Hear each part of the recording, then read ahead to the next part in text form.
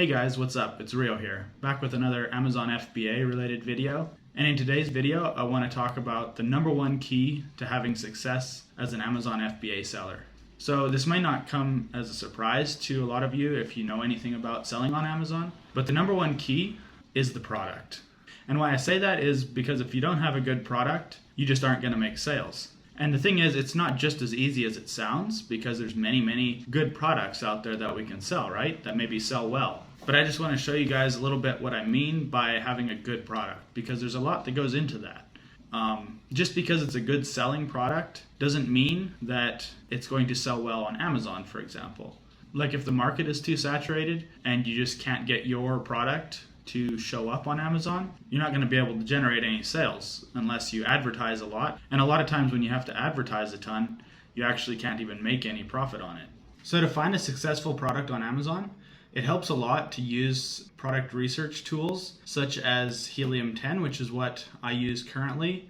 To find my first product ever, I used a search tool called ViroLaunch. But since then, I upgraded. I feel like Helium-10 has a lot more options and it really suits me well, so that's what I use now. And Helium-10's product research tool is called Blackbox. And I'll just share my screen with you guys and take you through a little bit of how I managed to find successful products selling on Amazon.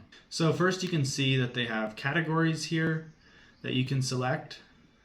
So there's definitely better and worse categories to get into. For example, things such as computers and cell phones, not something you're probably going to be able to have much success at selling. There's too many technical things, too many returns, high-priced items.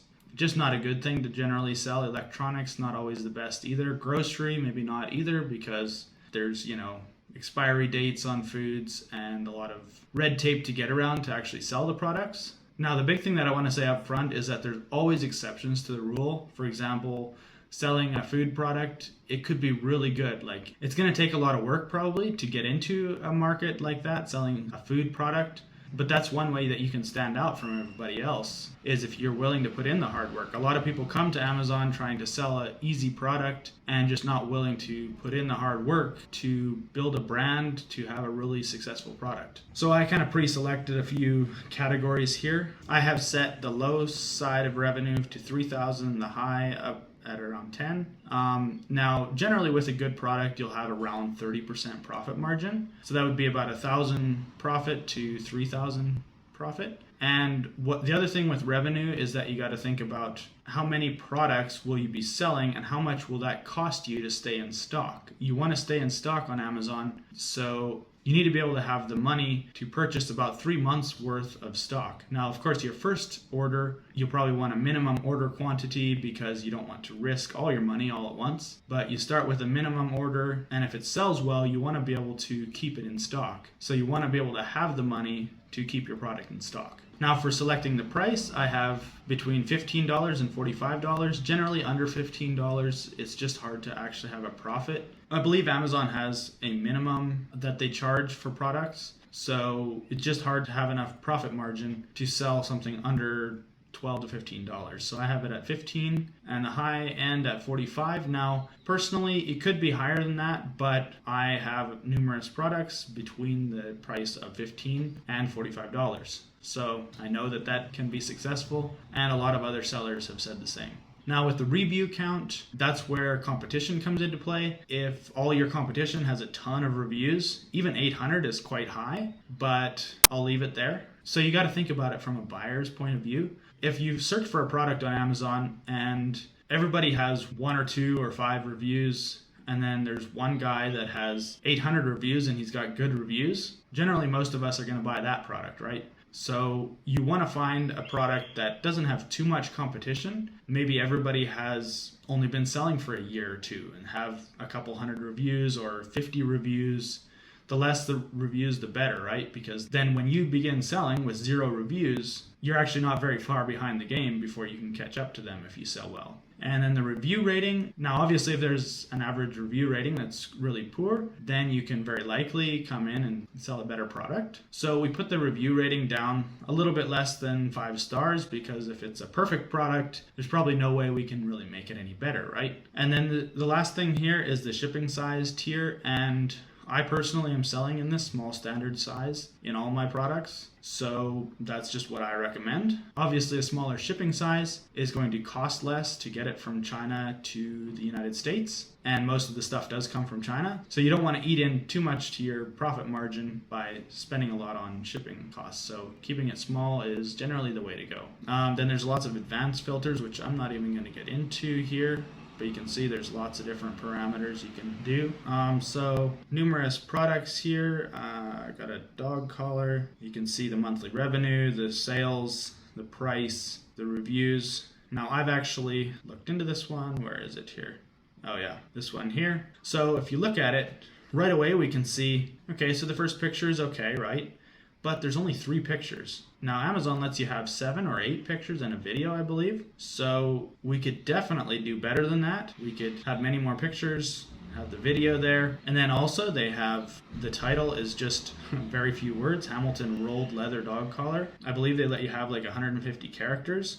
So we can increase that. And if we have a lot more keywords in the title, not to make it sound spammy, but you can add a lot more keywords and be a lot more searchable on Amazon, so a lot more people can find your product. And then also with the bullet points here, they have just very, very minimal bullet points, not really saying much about the product. So we could definitely add more keywords there as well, which make you more searchable, and just explaining the product a little bit more. So very obvious that you could have a better listing than what they've done here. And then another thing to find out, like, how can you make it better besides just the physical listing itself? What about the actual product? And you can go to 1-star, 2-star, 3-star reviews and read through them. And that's definitely a very effective way to find how to make your product better. And that's the big key to having a successful product, is to differentiate it, make it better, and actually make it better, not in just a way that you think it should be or that you think would be better, but actually a way that the customers want it to be better. And so if you read the 1-star reviews,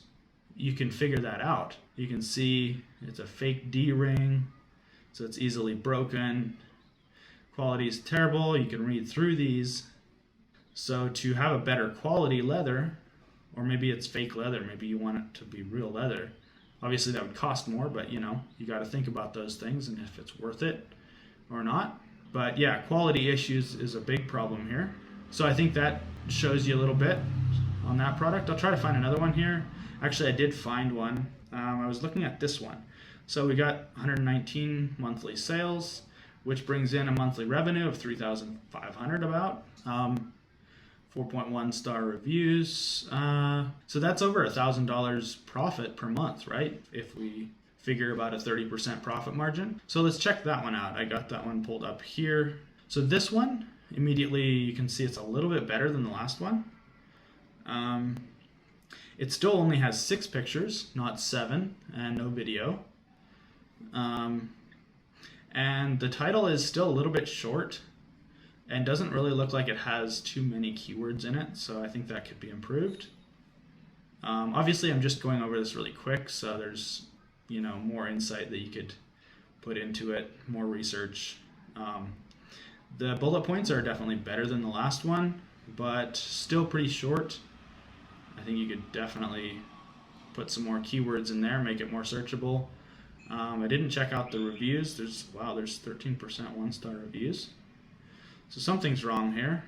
Misleading dimensions. So yeah, maybe it's got the wrong dimensions listed. I don't know what it exactly says. Way better products out there for less. I use this every day at work, and after 2 months it's separated and the gel is oozing out. So definitely a quality issue there. Maybe you can improve the quality and still be able to sell it for the same amount of money. Some people say it's very thin.